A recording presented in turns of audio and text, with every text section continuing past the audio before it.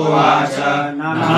परस्मै पुरुषाय भूयसे सदुद्भवस्थाननिरोधलीलया गृहीतशक्ति त्रितराय देहिनामन्तर्भवायानुपलक्ष्य वर्तते भूयो नमः सकृजिनचिदे सदा